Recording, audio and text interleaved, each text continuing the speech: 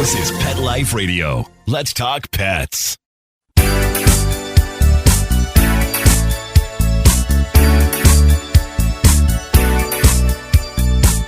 Hello, you're listening to Animal Party with me, Deb Wolf, your host, and just thinking about, because, well, I'm thinking about animal rights and welfare around the world, and sometimes we have this idea that there are good countries, bad countries, civilized countries, if you will, and poorer, less civilized countries, and one way of comparing how a country deals with social issues is to look at how they treat their animals.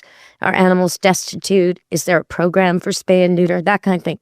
But another way is to look at the laws. And I found it interesting today. Mexico seems to be really ahead of the game here. And also, lately, I've noticed their leader is very forward-thinking. And I'm impressed. I was always impressed with her. I was following her for a while. But now I'm seeing what she can do. Anyway, Mexico recently banned animal testing for cosmetic purposes. So that's like where they take the bunny and they make, eyeliner and mascara, and they see how long it takes before it causes a severe eye infection, this type of thing. So they're the first in North America to do that. Okay, they're not really in North America, but that Canada hasn't done it, and the United States has not done it. And I say shame, right? We know the cosmetic industries know what ingredients can be used, and they don't need to be testing these products like that. And I mean, even just your common sense, when you see the ads and you see, the woman puts the lipstick on her tongue and even though she's eating and drinking for 3 days, you could still see the green line where she put the lipstick. That cannot be healthy for you. Just think about that, okay? And the same with these eyelash extensions, all these glues, and just because, the animal didn't die when it was tested on it doesn't make it a good product. And there's hypoallergenic brands, there's all natural brands, there's lots of choices. You don't have to do this. And personally, those giant eyelashes, to me, they look silly. They just do. I think it's such a fad, and I think eventually people will see it for what it is. It's funny because it almost reminds me of how Disney used to differentiate male cartoon animals from female, right? Donald Duck had no eyelashes, but Daisy Duck had big eyelashes, really exaggerated. But that's not reality, people. No, in fact, in most of the animal species, it's the male who really goes for it, with the colors and the plumage and the fancy dress. It's not the female, usually. So think about that while we go to break on Animal Party Pet Life Radio. Stay tuned. Take a bite out of your competition. Advertise your business with an ad in Pet Life Radio podcasts and radio shows. There is no other pet-related media that is as large and reaches more pet parents and pet lovers than Pet Life Radio. With over 7 million monthly listeners, Pet Life Radio podcasts are available on all major podcast platforms. And our live radio stream goes out to over 250 million subscribers on iHeartRadio, Odyssey, TuneIn, and other streaming apps. For more information on how you can advertise on the #1 pet podcast and radio network, visit PetLifeRadio.com/advertise today. Let's Talk Pets on PetLifeRadio.com.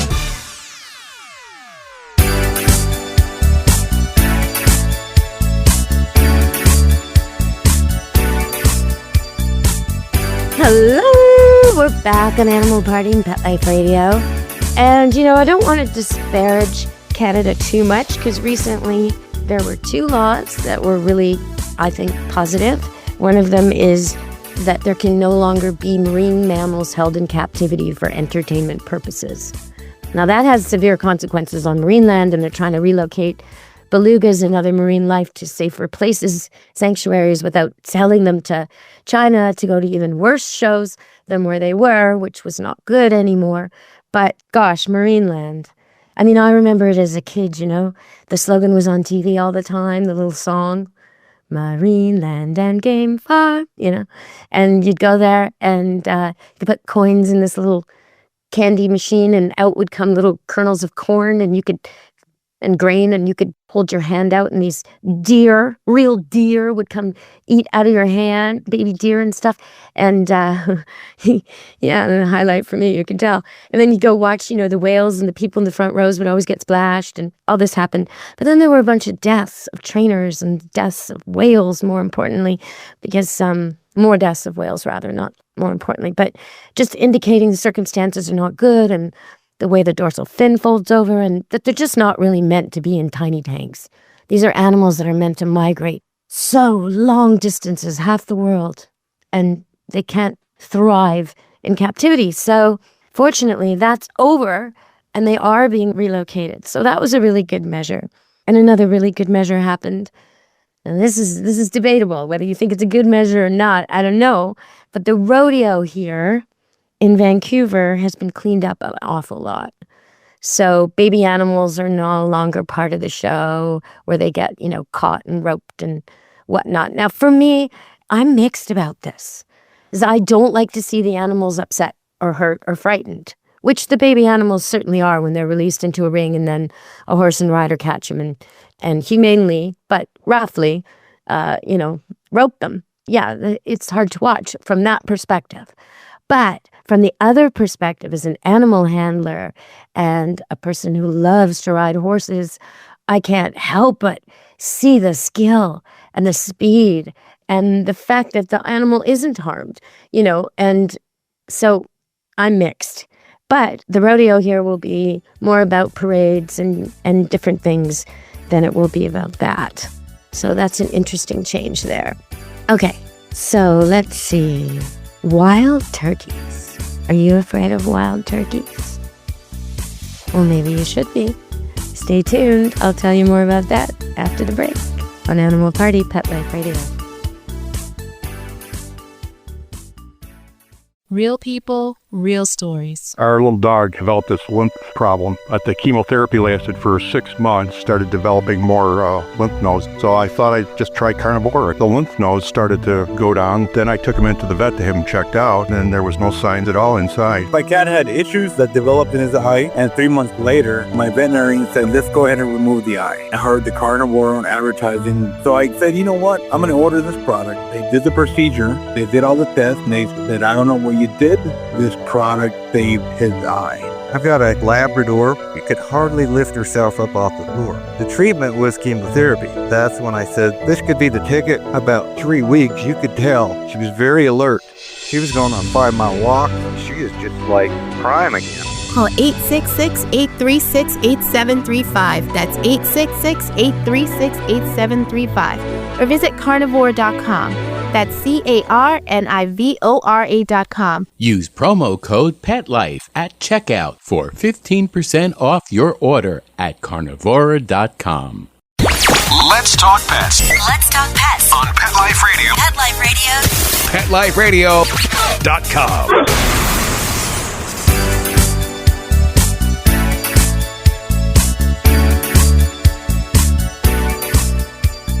Hello, we're back on Animal Party Pet Life Radio, and I want to talk about wild turkeys. So here's the thing, people don't often know that male birds can be quite aggressive and territorial, particularly geese. But turkeys, emus, and quite a few birds, even Canadian geese that might be fed and tamed and used to people, sometimes can kind of take a turn when you don't let them have all your fries at the park. So yeah, male geese, male turkeys, and in general, flocks. So what's happening? Well, you don't want to be a mail courier in Wisconsin if you're afraid of birds. No, you don't. Because right now in Wisconsin, mail couriers are being chased, and it's really them mostly, being chased by flocks of wild turkeys. Now, the odd time a rental truck will get chased, and even people, but mostly it's mail couriers. And so they drive up in their van, and they're about ready to get out of their vehicle to deliver the mail or deal with the box or whatever, and all of a sudden, there's like 8 turkeys. And they're big, and they're flapping their wings, and they're chasing. And they'll even chase the truck. They'll chase the van. They'll chase the guy. They'll glom on into a big group, surround him, pack up. Okay, I know it sounds funny. It sounds funny to me too. But if you see the footage, it's not funny. It's territorial. And you may wonder why mail carriers pay the brunt of all this. Well, they do go door to door. They do invade territory from an animal's perspective. So when a dog hears, for example, his good buddy or even his enemy or even a stranger dog, doesn't matter, a few doors away, but if it's his good buddy, it really matters. Yeah. And if it's his enemy and he's afraid of his enemy, then it really matters. But even a stranger dog sending the message, alert, alert, watch out, that guy's here again, that guy's here again, here he comes, he's at my house, he's heading to you. When he gets that message, he listens and then he picks up the call. It's part of his duty, protecting the community, protecting the pack, relaying the same message that then gets transferred to the next dog, a few doors down, next door, whatever. Hey, that guy's coming again, that guy's coming again. And you might get a break in the chain if the mail carrier has given a cookie or is a real dog person and greets some of the dogs and the dogs have owners who teach them to like the mailman. You might get a break in the chain, but dogs can hear from miles away. So you'll have a chain. You'll have a chain of warning. And with turkeys, what you have is territory. With birds, you have territory. And there's an area where they don't want strangers trespassing. And they will attack strangers more than others. They will tend to attack men more than women, young boys more than anybody else, because they're sort of perceived as more threatening random men.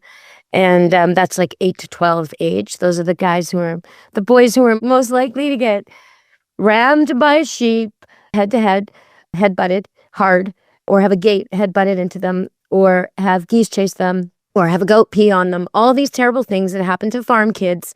And every farm boy everywhere is nodding their head right now going, yeah, that happened to me. Okay, so usually the girls get a pass. So all the farm boys all over the world are now listening, nodding their heads, saying, yep, that happened to me.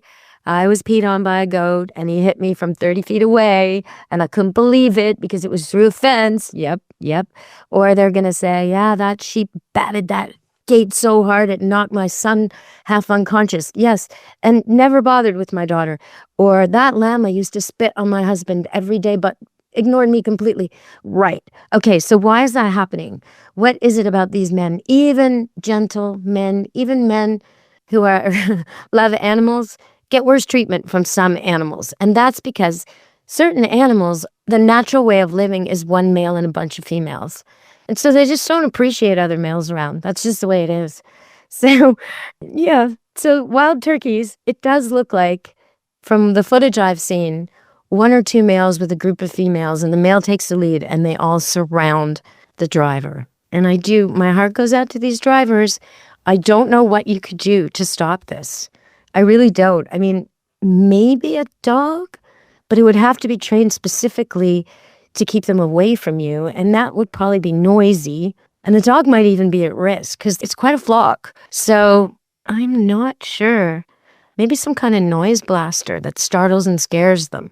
I don't know. I think a lot of mail is not going to be delivered in Wisconsin. I know they have this motto, through rain or sleet or snow. Yeah, okay, it doesn't say turkey in there. They may not be delivering your mail. If they're not delivering your mail in Wisconsin, this may be why. I want to say one more thing about birds. So birds can be really smart, right? Yeah, you know that.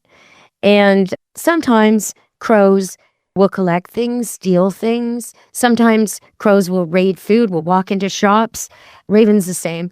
And sometimes crows will attack certain people. So in other words, if you ever irritated a crow or got too close to its nest or, swatted at it or did something it thought was offensive, maybe you didn't even see it, but you pushed out your umbrella and it startled it and now it's got you pegged as an enemy, it will harass you every day when it sees you. It will remember you. So this ability has been harnessed by some people in the United States. And they've taught crows to attack mega hats and actually take the hats. Now, I mean, it's sort of funny, but it's terrible because the crows are going to get into trouble with this. But it just shows you the power of animals if you harness it. Okay, so now we're getting to near the end of the show, and I haven't said anything about dogs and cats, and I really should, so I'm going to try and think up something. Well, I should mention that Berkley has a new law banning factory farms. So it's not just Mexico doing good work, America too. But every time there's a law passed somewhere, we should be taking upon ourselves to make that happen in our jurisdiction if it's something we want. Right? Yeah.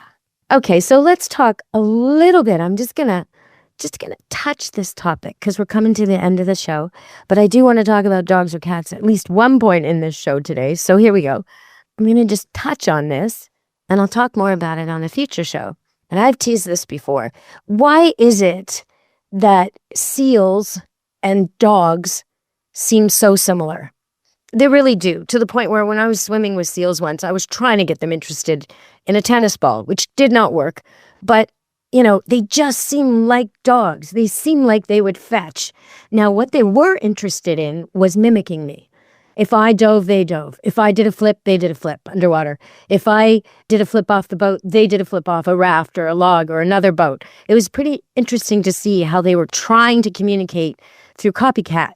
But they didn't show any interest in any of the toys. So there are some behavior similarities and some differences. So here are some of the similarities. They're highly curious, playful. They like to interact with humans, similar to dogs. They vocalize, very similar to dogs. They bark. They have dog-like whiskered faces, thick fur, especially here in Canada where it's colder. They're social. So they live in groups just like dogs, and they rest and sunbathe in these sort of, pods or packs.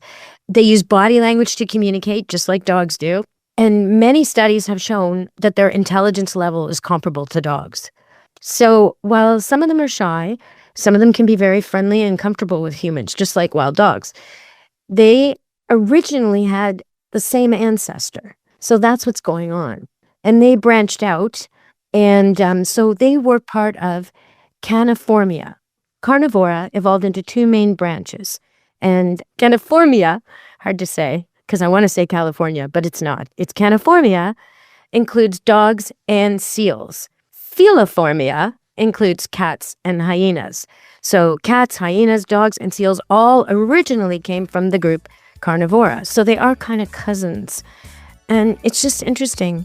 They had the common ancestor 50 million years ago, but they still share traits and hints of that connection. So I find that really interesting. And you will see seals and dogs interacting. You'll also see dogs interact with dolphins and dogs interact with monkeys. But those are all different kinds of interactions. All right, everybody. Before this show goes to the dogs or the monkeys, I'm going to say goodbye for now and ciao meow. And thanks for listening from Animal Party and Deb Wolf. Be good to your animals. Ciao meow. Let's Talk Pets every week on demand, only on PetLifeRadio.com.